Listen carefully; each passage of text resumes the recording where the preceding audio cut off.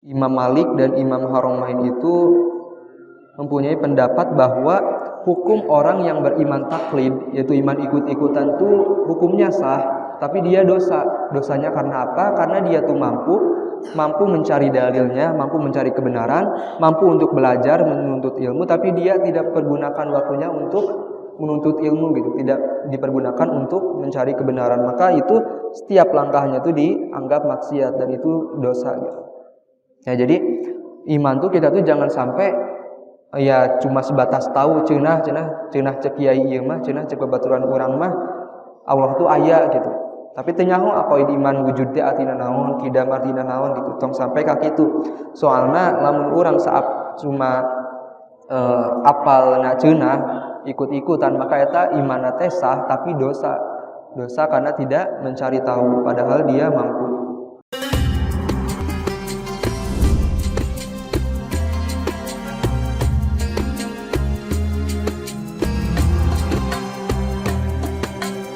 Assalamualaikum warahmatullahi wabarakatuh.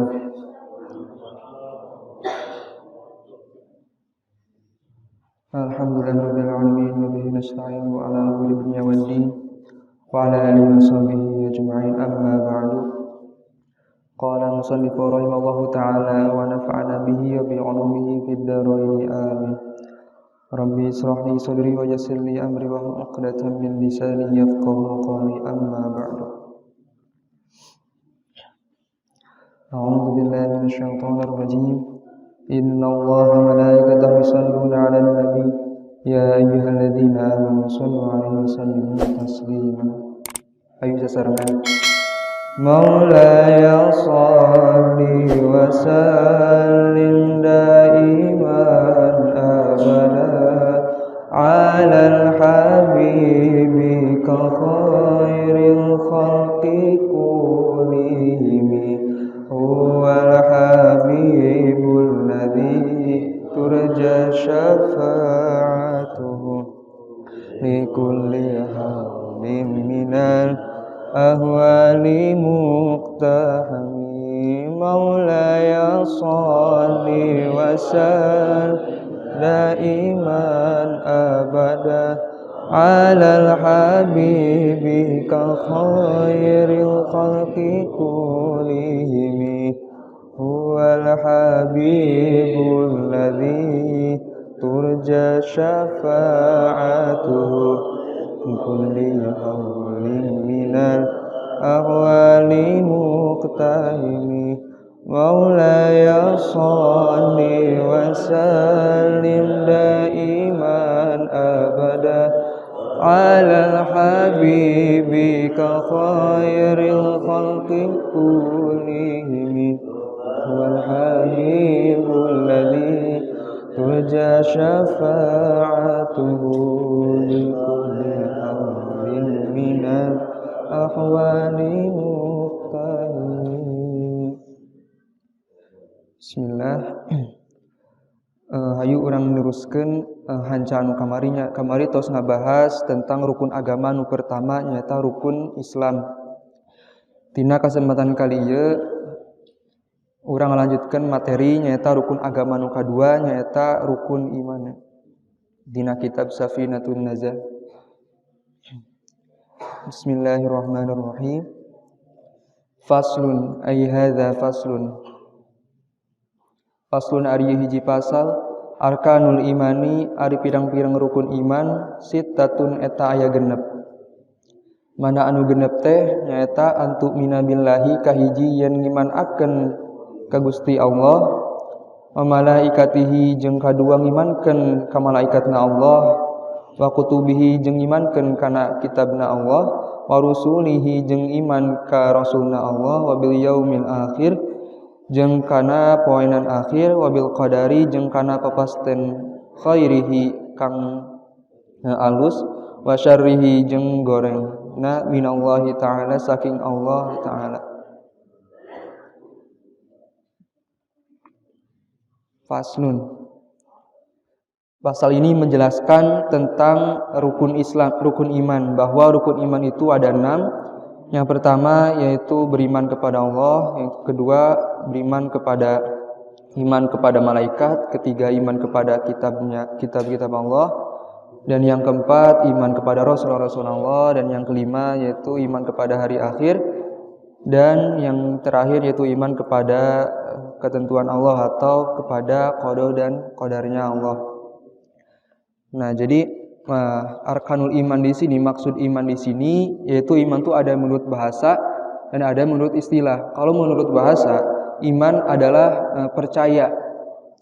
Jadi iman menurut bahasa itu ya sekedar percaya gitu. Walaupun orang itu bohong, tapi kita sudah percaya, yaitu sudah bisa dikatakan iman kalau menurut bahasa. Nah, adapun menurut istilah yaitu at-tasdiqu bi jami'i ma jaa'a bihi Nabi sallallahu alaihi wasallam mimma ulima minad dini bidarurati. Yaitu percaya dan meyakini dengan sepenuh hati terhadap segala sesuatu yang datang dari Nabi sallallahu alaihi wasallam mimma ulima minad dini bidarurati, yaitu yang maklum menurut agama secara darurat. Jadi iman menurut istilah adalah meyakini dan menuruti dengan sepenuh hati terhadap segala sesuatu yang dibawa oleh Nabi Muhammad SAW, yaitu mimma ulima minad dini bidarurati, yang maklum menurut agama secara darurat. Maksudnya di sini yaitu mimma ulima minad din, di sini maksudnya yaitu hal-hal yang pasti diketahui oleh orang awam sekalipun.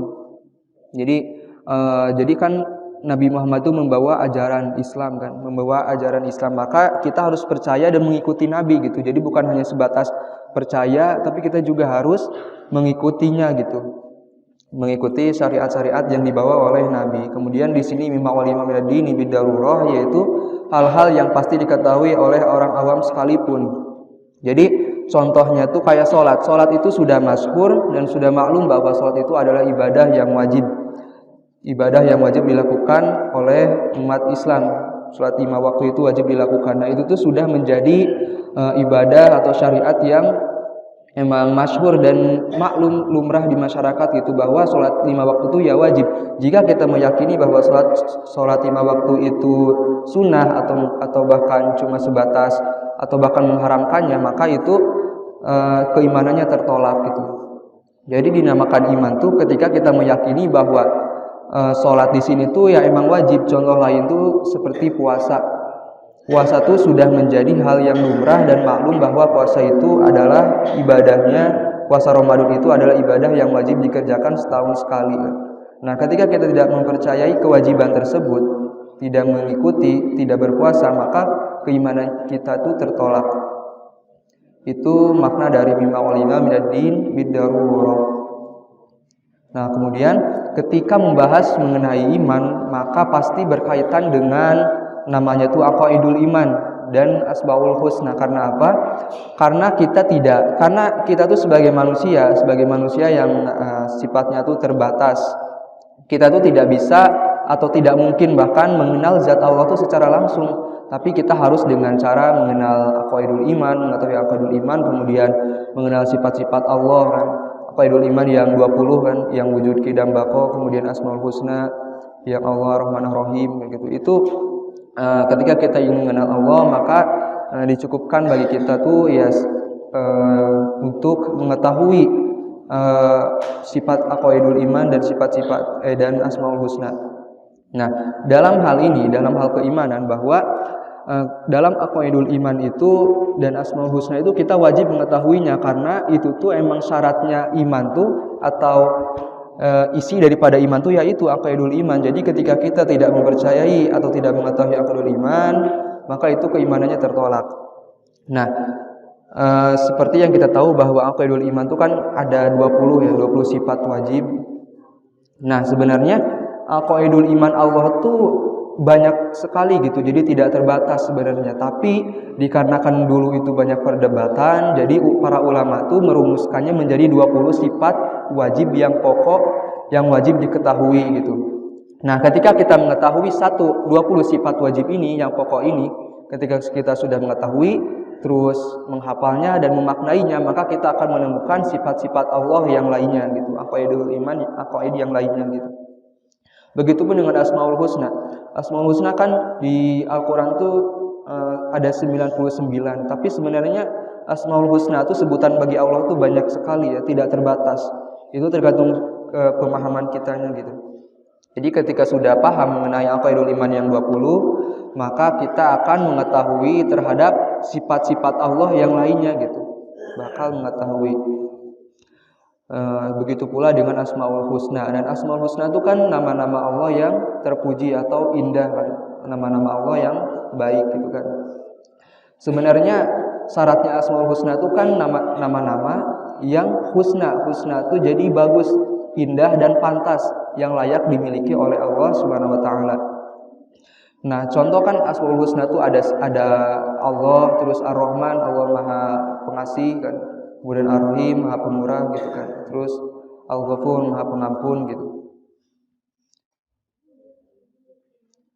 Nah, kemudian dalam aqaidul iman itu ada yang namanya sifat wajib, yaitu sifat yang layak dimiliki oleh Allah Subhanahu wa taala. Sifat wajib itu sifat yang wajib, yang lantas, yang pantas dan yang layak dimiliki oleh Allah Subhanahu wa taala dan hanya Allah yang memilikinya. Nah, kemudian di selain sifat wajib ada sifat mustahil, yaitu sifat Allah yang tidak layak bagi Allah atau lawannya sifat wajib. Kemudian ada sifat jaiz, yaitu sifat jaiz itu Allah tuh boleh mengerjakan dan boleh meninggalkan. Jadi terserah Allah lah gitu.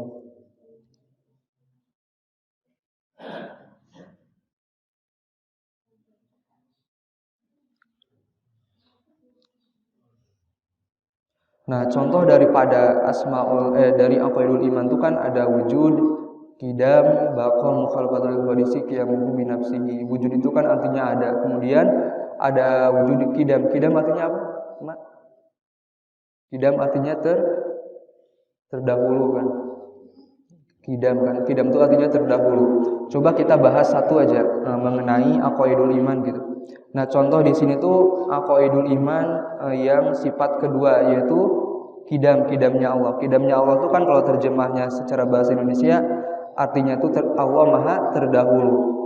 Adapun dalilnya tuh wal awalu wal akhiru wal dhahiru wal batin. Jadi Allah tuh Maha awal, Maha akhir, dan yang zahir dan yang batin. Sebenarnya jika kita memaknai ayat tersebut, dalil tersebut, sebenarnya kalau secara logika sebenarnya itu tidak masuk akal ya. Jadi kontradiktif namanya itu, berlawanan. Allah itu kan Maha awal di sini disebutkan. Tapi di samping Allah Maha awal, Allah juga Maha akhir. Kan itu sebenarnya tidak logis gitu, tidak masuk akal. Tidak masuk akal dan kontradiktif. Allah itu Maha awal terus kemudian Maha akhir gitu kan. Itu tidak masuk akal. Kemudian Allah itu yang zahir itu jadi nampak. Dan Allah itu yang batin, Allah itu abstrak gitu. Jadi tidak terlihat, kan itu gak masuk akal. Nah, untuk memaknai hal tersebut pasti diperlukan adanya ilmu atau belajar gitu. Jadi harus tahu kayak kalau pengen mengetahui makna ayat tersebut ya kita harus tahu kayak tafsirnya dulu, kemudian ilmu mantiknya apa, balaghahnya apa, harus tahu nahwunya apa gitu. Nah, dalam memaknai dalil tersebut, wal awwalu wal akhiru wal dhahiru wal batin, Allah itu Maha awal, Maha akhir, yang zahir dan yang batin. Maksudnya apa? Contohnya kayak gini. Contoh ada itu tuh siapa ya? Contoh itu ada Giyas. Giyas tuh di masjid ini tuh sendirian dari pagi sampai malam. Jadi Giyas itu di masjid itu dari pagi sampai malam. Nah, karena Giyas ya. Karena Giyas itu sendirian di masjidnya, maka boleh gak kita bilang bahwa Giyas adalah orang yang pertama di dalam masjid? Itu logis gak? Logis kan? Jadi Giyas itu adalah orang yang pertama di dalam masjid. Itu masih logis. Terus kalau saya bilang Giyas itu adalah orang yang terakhir keluar dari masjid, itu logis gak? Masuk akal gak? Itu masih masuk akal. Karena apa? Karena Giyasnya cuma sendirian. Jadi karena Giyasnya itu sendirian, maka Giyasnya itu bisa dikatakan orang yang pertama ke masjid dan orang yang terakhir di masjid gitu. Nah, jadi maksud dari Allah Maha awal dan Maha akhir ini menunjukkan bahwa Allah itu wahdaniyat, bahwa Allah itu esa dan tunggal gitu. Jadi sebenarnya ketika kita sudah mengetahui makna wujud sama qidam, sebenarnya itu udah cukup sebenarnya, sudah mewakili seluruh namanya tuh aqaid sebenarnya.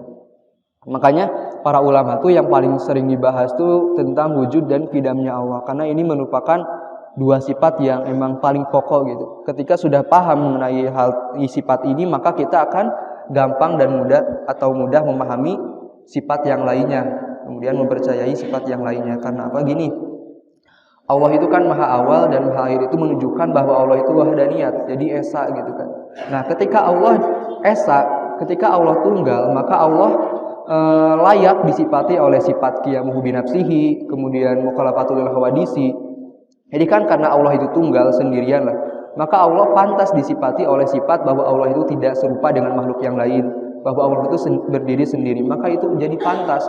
Kemudian namanya tuh pantas disifati oleh sifat ilmu, bahwa Allah itu mempunyai sifat ilmu. Karena apa? Karena Allah itu qadim gitu. Maksud qadim itu tidak diciptakan atau sudah ada dari sananya lah, kita memaknainya gitu aja.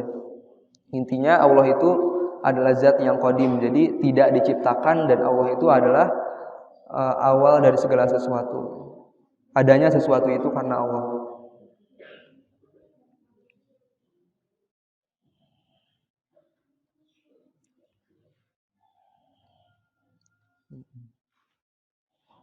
Kemudian kan ada namanya tuh sifat mustahil.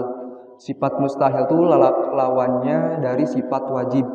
Kalau sifat wujud berarti adam kan, iya adam. Kemudian ada qidam, lawannya qidam yaitu hudus. Terus ada baqo, lawannya baqo adalah fana.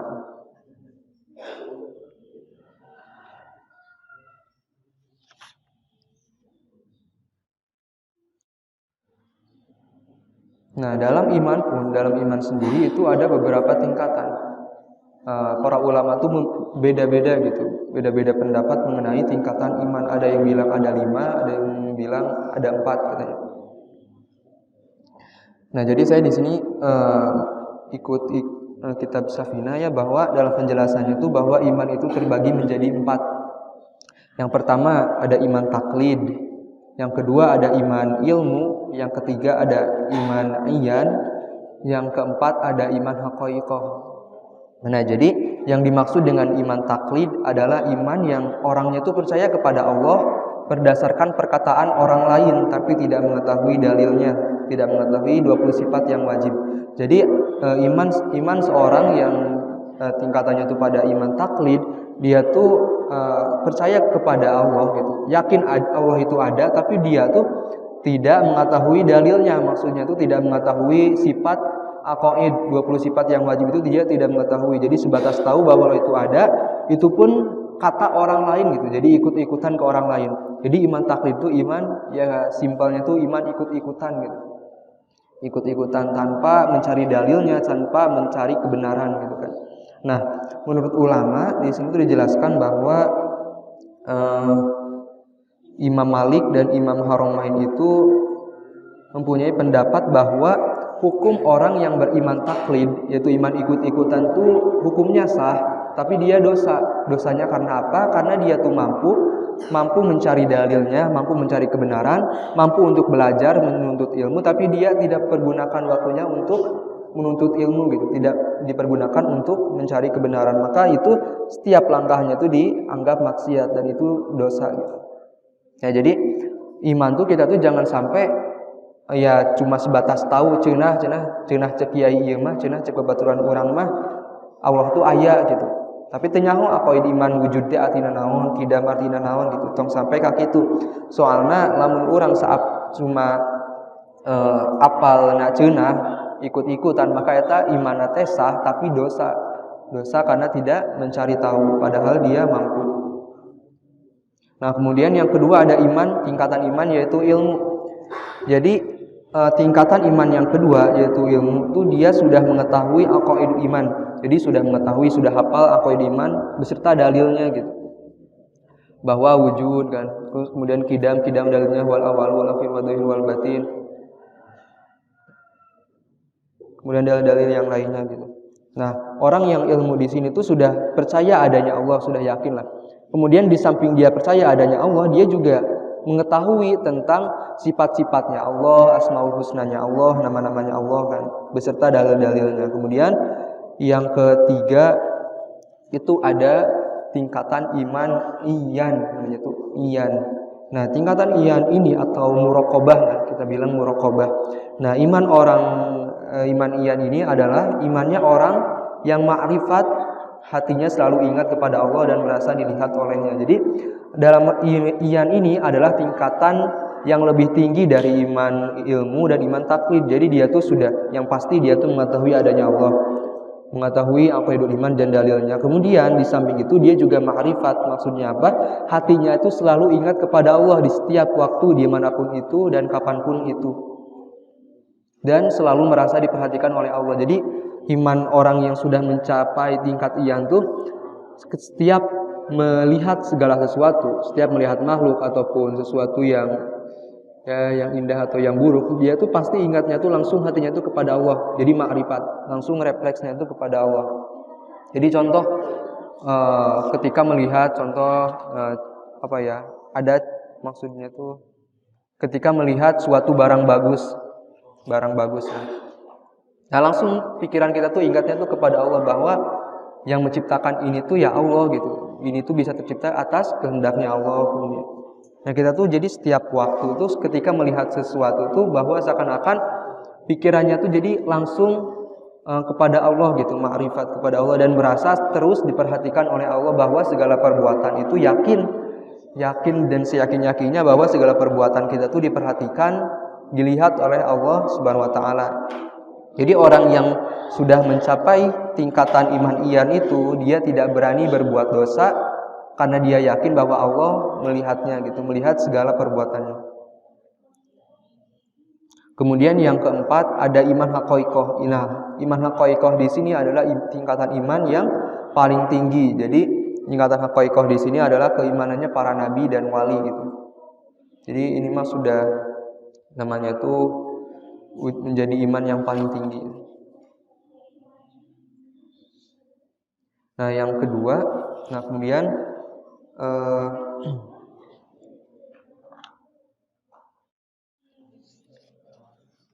iman ke Allah. Nah, iman kepada Allah itu pengertiannya yaitu bi'an taqida anna Allah Ta'ala wujudun qadimun baqin mukhalifun lil hawadisi mustaghnin an kulli syai'in wahidun qadirun muridun alimun sami'un basyirun mutakallimun hartina. Jadi kita tuh mempercayai bahwa sesungguhnya Allah Ta'ala itu ada. Allah itu ada, kemudian Allah itu maha awal, kemudian Allah itu berbeda dengan makhluknya, dan Allah itu adalah mempunyai sifat alim, sami, basar, dan mutakalim. Nah, yang kedua dari rukun iman itu adalah iman kepada malaikatnya Allah. Nah, artinya yaitu bi anta taqida annahum ajsamun nuraniyatun latifun laisu dzukuran wala inasan wala khusasala abalahum wala umulahum ila akhirih. Jadi artinya hartina cek Sunda nama. Jadi hartina teh iman ka malaikat teh nyaeta yen nekadakeun anjeun kana sanyana malaikat eta pirang-pirang jisim atau pirang-pirang makhluk anu bangsa cahaya, anu lemes, anu lembut, sanes lalaki jeung sanes awewe gitu, bukan laki-laki dan bukan perempuan. Juga bukan, tentunya bukan banci ya. Kemudian gaduh namanya tuh tegaduh indung sareng bapa. Jadi malaikat itu adalah makhluk Allah yang Allah ciptakan, yang terbuat dari cahaya, mempunyai sifat yang lembut, tidak mempunyai namanya itu jenis kelamin, jadi bukan laki-laki dan bukan perempuan, dan juga tidak mempunyai orang tua, tidak mempunyai ibu dan bapak, maka itu dinamakan malaikat gitu.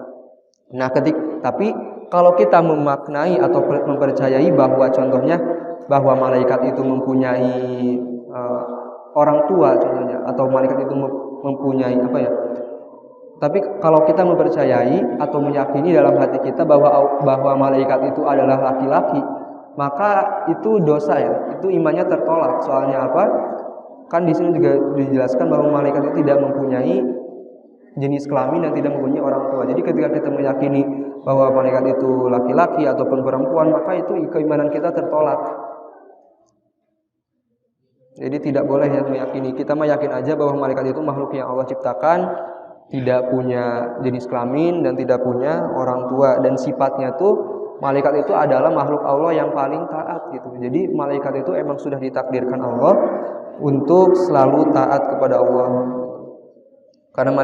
Karena malaikat itu tidak diberi hawa nafsu.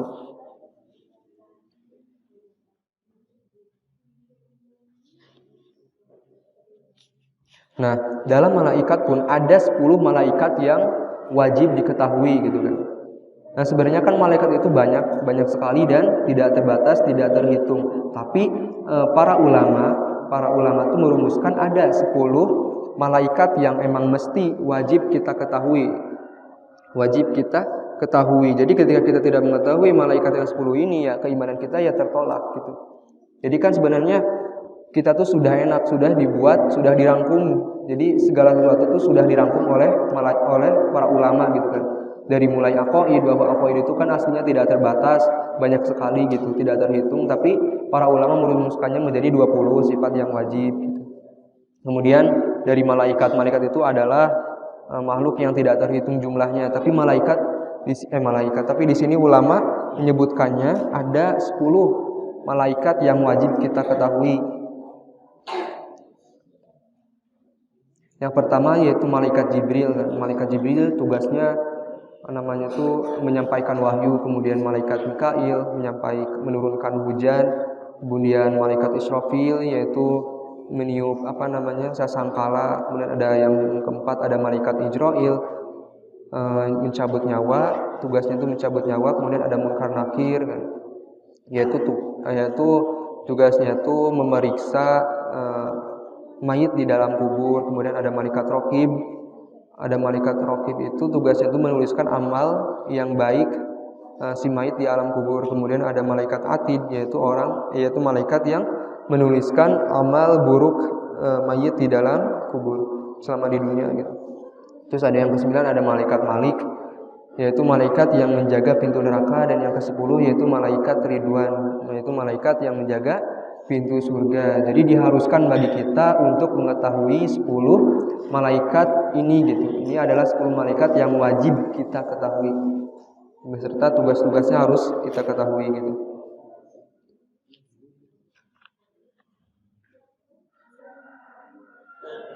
Nah, kemudian ada iman kepada kitab-kitabnya Allah gitu.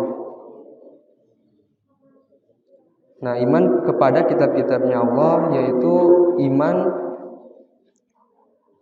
at-tasdiqu bi annaha kalamullah al-munazzalu ala rasulihi alaihim salatu wassalam, yaitu hartosna cek Sunda nama nyaeta ngabenerkeun kalawan yakin kana sakabeh pirang-pirang kitab eta kalamullah anu diturunkeun kana ka pirang-pirang rasulna. Jadi kita harus meyakini dengan sepenuh hati, membenarkan, mengikuti bahwa sesungguhnya kalam Allah itu adalah kalam sesuatu yang diturunkan kepada Rasul Allah alaihi salatu wassalam gitu.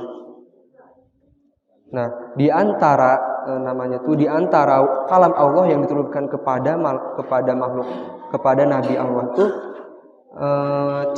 menurut sebagian ulama ada 104 kalam Allah yang Allah turunkan kepada para nabi gitu. Tapi di sebagian ulama juga ada yang menyebutkan ada 114, yaitu yang pertama Allah itu menurunkan 50 suhuf kepada Nabi Syed, kemudian menurunkan 30 suhuf. Suhuf itu lembaran-lembaran gitu. Lembaran-lembaran yang isinya itu tentang tauhid, tentang tata cara beriman kepada Allah. Itu ada 30 suhuf, kemudian 30 suhuf kepada Nabi Ibrahim, kemudian ada 10 suhuf kepada Nabi Musa.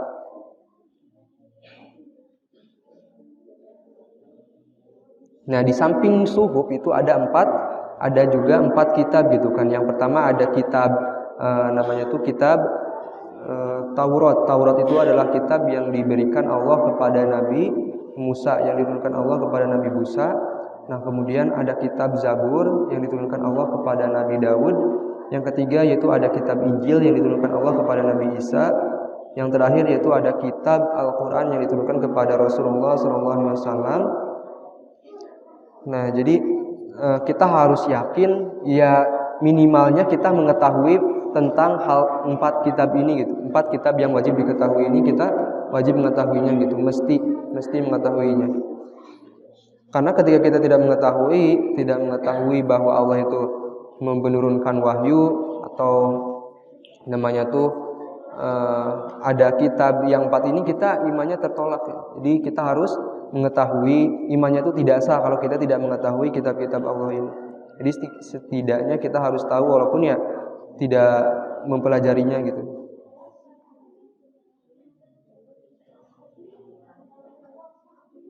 Nah, kemudian Al-Qur'an yang terakhir adalah kitab Al-Qur'an. Al-Qur'an itu adalah kitab wahyu Allah, kalam Allah yang diturunkan kepada Kanjeng Nabi Muhammad SAW, dan dalam Al-Qur'an ini adalah sebagai pelengkap seluruh kitab-kitab samawi. Jadi pelengkap seluruh kitab-kitab terdahulu.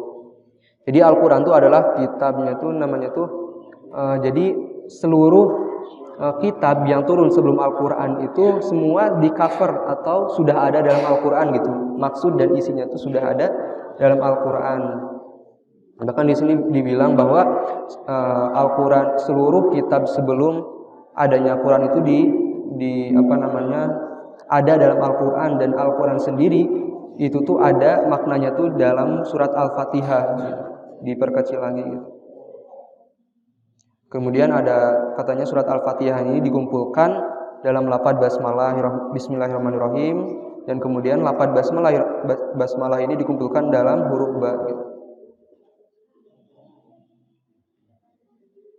Nah, salah satu mukjizat Al-Qur'an itu adalah Allah itu memudahkan kita untuk menghafal Al-Qur'an gitu. Nah, jadi yang membedakan antara kitab Al-Qur'an dengan kitab terdahulu yaitu bahwa Al-Qur'an itu yang pertama terpelihara gitu. Redaksi dan isinya itu terpelihara dari awal diturunkannya sampai sekarang. Al-Qur'an itu utuh gitu, tidak ada perubahan, tidak ada satu pergeseran kata pun gitu, tidak ada yang dirubah. Beda dengan kitab-kitab yang lain. Jadi kitab Injil, kemudian Zabur, kemudian Taurat itu udah diutak-atik sama namanya tuh ya sama pengikut-pengikutnya dulu gitu. Beda dengan Al-Qur'an. Al-Qur'an itu sampai sekarang terpelihara kemurniannya gitu. Jadi utuh, tidak ada yang mengutak-ngatik gitu. Itu salah satu mukjizat dari Al-Qur'an. Dan selain itu ada juga mukjizatnya itu bahwa Al-Qur'an itu adalah kitab Allah yang paling mudah untuk dihafalkan gitu. Jadi Al-Qur'an itu adalah kitab Allah yang paling mudah dihafalkan gitu. Nah, selain mudah dihafalkan, Al-Qur'an juga paling mudah untuk dilupakan gitu kan. Karena apa? Karena sebenarnya kenapa Al-Qur'an itu terpelihara dan kenapa Al-Qur'an itu mudah dihafal? Karena Al-Qur'an itu langsung dijaganya itu oleh Allah gitu. Jadi gak mungkin kemurniannya itu namanya tuh rusak gitu.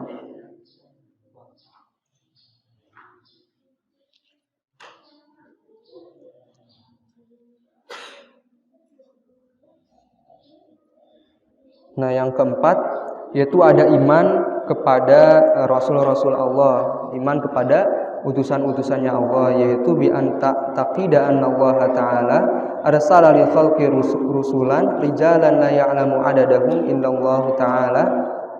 Nyaeta hartina yen nekadakeun anjeun kana sanyanyana Allah taala parantos ngutus pikeun makhluk ka pirang-pirang rasul tur lalaki hanteu aya nu terangeun bilangan nana angin Allah. Tapi cek sapali, jadi menurut sebagian ulama kan di sini dijelaskan bahwa nabi atau rasul itu adalah manusia yang diutus oleh Allah Subhanahu wa taala, yaitu berupa seorang laki-laki gitu kan, yang tidak terhitung kalau menurut pengertian yang pertama. Tapi ada sebagian ulama yang menyebutkan bahwa para rasul itu ada 313. Tapi wallahu a'lam. Tapi dikarenakan nabi itu banyak, sebenarnya nabi itu banyak, rasul itu banyak, tapi ada 25 rasul, nabi dan rasul yang wajib kita hafal gitu, yang wajib kita ketahui. Jadi sudah menjadi hal yang maklum dan masyhur ketika seorang muslim itu wajib mengetahui 25 nama-nama nabi dan rasul gitu.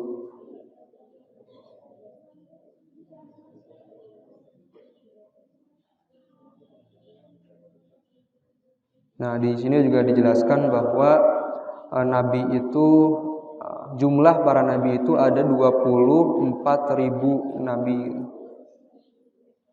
Terus yang dimaksud dengan nabi yaitu seorang laki-laki yang diutus oleh Allah Subhanahu wa taala tapi tidak diwajibkan menyampaikan ke umatnya gitu. Jadi hanya sebatas diutus oleh Allah tapi tidak wajib menyebarkan ajarannya gitu. Bukan menyebarkan ajaran. Tidak wajib menembikkan kebenaran gitu. Tapi adapun rasul itu wajib menembikkan kebenaran.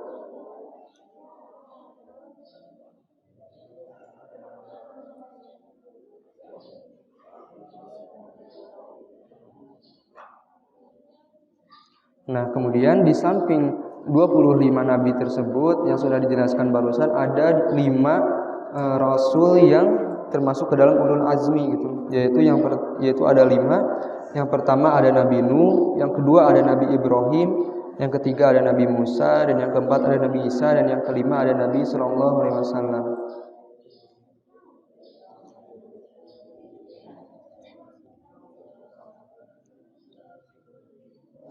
Terus rukun iman yang kelima yaitu iman kepada hari akhir, bahwa kita harus yakin bahwa yang namanya makhluk itu ada akhirnya, ada batasnya, yaitu makhluk itu bersifat fana gitu, rusak. Bi an tusaddiqa bi wujudihi wa bi jami'i ma ishtamala alaihi kal hasyri wal hisabi wal jazai wal jannati wan nari. Artina nyata ngabenerkeun anjeun, membenarkan dengan sepenuh hati jeung ngayakinkeun kana ayana kiamat sareng kana naon-naon anu ngabawa kana kiamat seperti dikumpulkeun nana di padang mahsyar, kemudian dihisab, kemudian aya hari pembalasan jeung ayana surga jeung neraka. Jadi pada rukun iman yang kelima ini kita harus meyakini dengan sepenuh hati bahwa seluruh makhluk itu tuh akan ada batas waktunya, akan hancur gitu, akan berakhir gitu. Begitupun kita manusia itu pasti akan hancur gitu kan. Terus kita juga di samping meyakini bahwa nanti itu bakal ada hari kiamat, kita juga harus meyakini bahwa setelah hari kiamat, setelah kematian, kita akan dikumpulkan di alam barzakh, kemudian nanti dikumpulkan di padang mahsyar, kemudian nanti akan dikumpulkan di yaumil hisab gitu kan, di hari perhitungan, kemudian hari namanya itu yaumul jaza gitu, hari pertimbangan. Jadi mizan pertimbangan. Jadi kita harus meyakini mengenai hari-hari tersebut gitu. Jadi harus meyakini adanya kiamat. Soalnya apa? Banyak dari kalangan umat muslim sendiri yang tidak mempercayai adanya hari kiamat gitu. Itu banyak banget. Jadi kita harus iman bahwa yang namanya makhluk, yang namanya dunia dan langit ini akan berakhir gitu, akan musnah, dan kita nanti akan dihidupkan kembali di yaumil akhirat.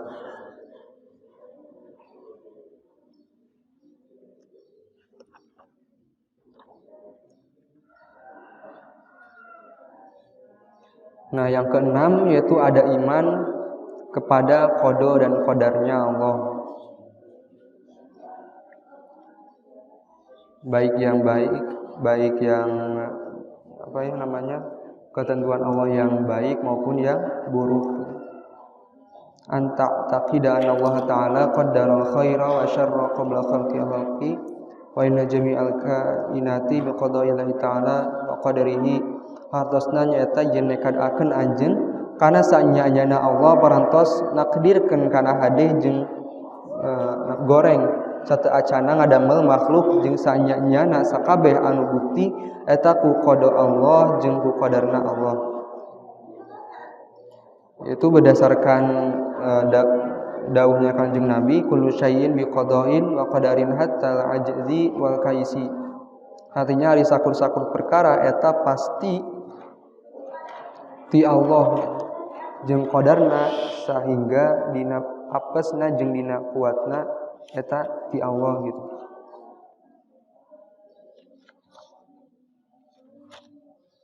Nah, kemudian pada namanya itu rukun yang keenam itu adalah iman kepada takdir, baik itu yang buruk ataupun yang baik. Maksud takdir di sini adalah qada dan qadarnya Allah.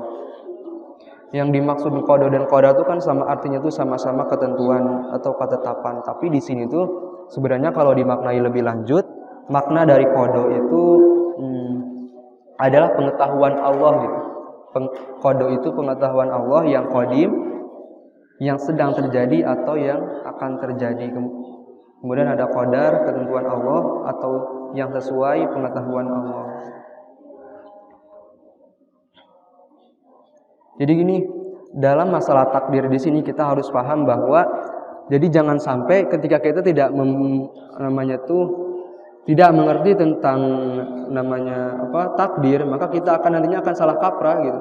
Jadi kadang kalau kita tidak mengetahui tentang makna qada dan qadar, maka ketika kita contoh mendapat suatu keburukan, kejelekan, maka kita akan cenderung menyalahkan Allah gitu. Karena kita tidak mengetahui tentang makna qada dan qadarnya Allah gitu. Jadi jangan sampai seperti itu.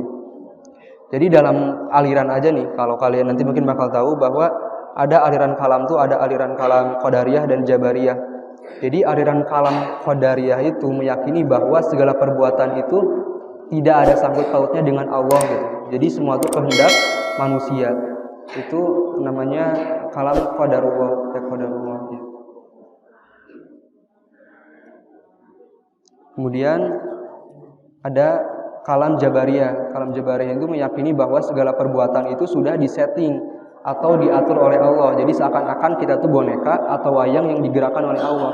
Jadi ketika orang ini golongannya itu jabariyah, ketika dia contoh melakukan suatu perbuatan dosa, dia berzina atau mencuri, maka dia akan menyalahkan Allah bahwa katanya saya tuh berbuat zina karena Allah gitu. Karena atas kehendak Allah gitu. Karena Allah yang mengendalikan. Tapi kalau golongan qadariyah meyakini bahwa segala perbuatan itu mah keputusannya tuh ada di kita, Allah tuh gak ada sangkut pautnya. Tapi di sini menurut penjelasan kitab Safinah tuh ya, di kitab Kasyifatus saja, bahwa gini, qada itu adalah pengetahuan Allah yang qadim, ketetapan pengetahuan Allah yang qadim, sedangkan qadar adalah ketentuan Allah atau sesuai pengetahuan Allah. Contoh, kita tuh sudah ditakdirkan, maksudnya sudah ditentukan bahwa nasib manusia itu sudah ditentukan sebelum diciptakannya alam semesta ini oleh Allah SWT. Jadi sudah ditulis di Lauhul Mahfuz, dan ditulisnya itu bukan berarti Allah menetapkan atau memaksakan manusia di masa depan harus bagaimana atau harus gini-gini, enggak kayak gitu. Jangan sampai memaknai seperti itu. Tapi yang dimaksud Allah menetapkan membuat keputusan terhadap manusia itu di Lauhul Mahfuz sebelum diciptakannya alam semesta. Maksudnya yaitu bahwa Allah itu maha tahu terhadap segala sesuatu yang akan dilakukan oleh makhluknya di masa depan gitu. Nah, jadi namanya itu ada aliran qadariyah, kan tadi sudah disinggung bahwa aliran qadariyah itu berpendapat meyakini ya bahwa aliran jabariyah itu meyakini aliran jabariyah itu meyakini bahwa ya segala sesuatu itu ya sudah disetting gitu, sudah ditentukan sama Allah.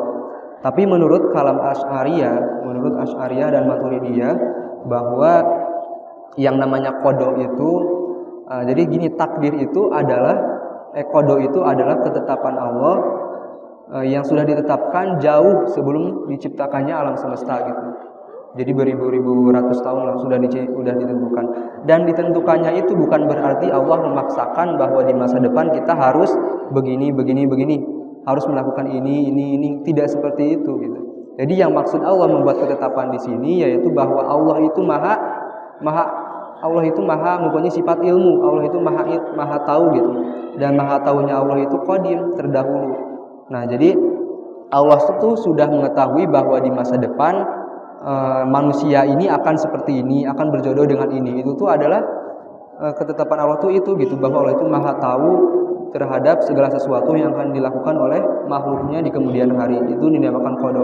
Kemudian ada yang dinamakan qadar. Qadar itu adalah ketetapan atau ketentuan yang sesuai pengetahuan Allah, sesuai qada Allah gitu. Jadi sebenarnya kalau dalam ilmu mantik tuh qadar itu dimaknai dengan takdir kan. Takdir itu adalah segala sesuatu yang sudah terjadi. Jadi ketika di Lauhul Mahfuz sudah ditentukan, sudah ada gitu bahwa contoh si A itu akan berjodoh dengan si B. Maka ketika dia belum berjodoh, itu masih disebut qada. Tapi ketika si A dan si B itu sudah benar-benar berjodoh, sudah benar-benar nikah, maka itu dinamakan qadar. Karena qadar itu adalah segala sesuatu ketentuan Allah yang sesuai qadanya Allah gitu, sesuatu yang telah terjadi. Itu dinamakan qadar atau takdir gitu. Ya sekarang mah mungkin masih belum paham ya. Emang harus benar-benar ngaji ke kitabnya langsung, soalnya susah kalau kayak gitu.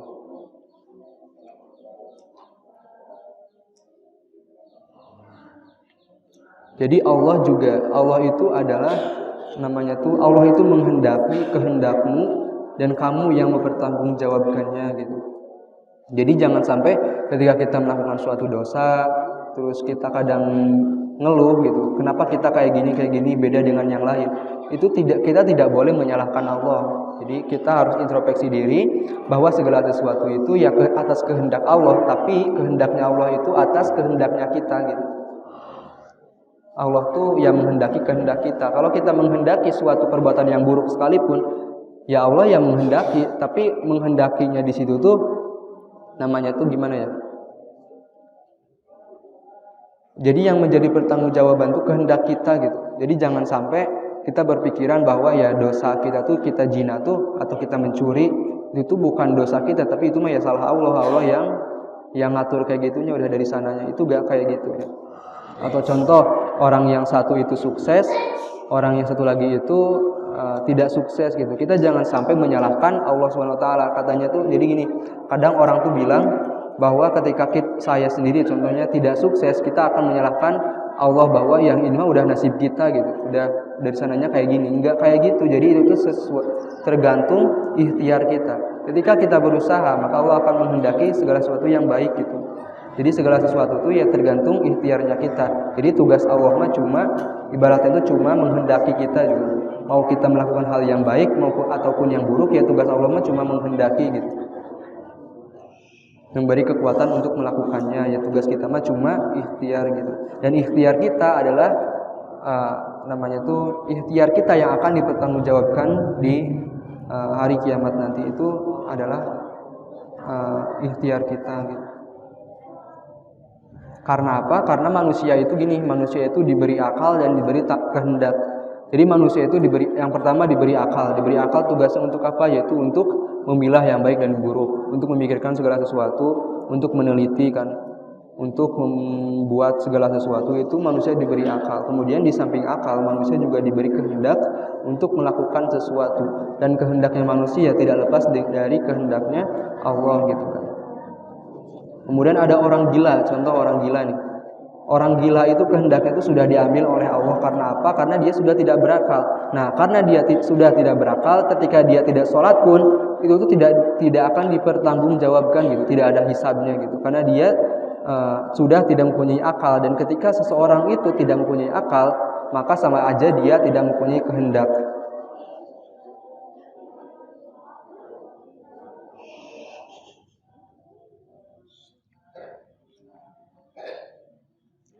Ya mungkin rupinangan sakitu nu ku abdi disampaikan, kurang lebih mohon maaf. Subhanakallahumma wa bihamdika asyhadu an la ilaha illa anta astaghfiruka wa atubu ilaik.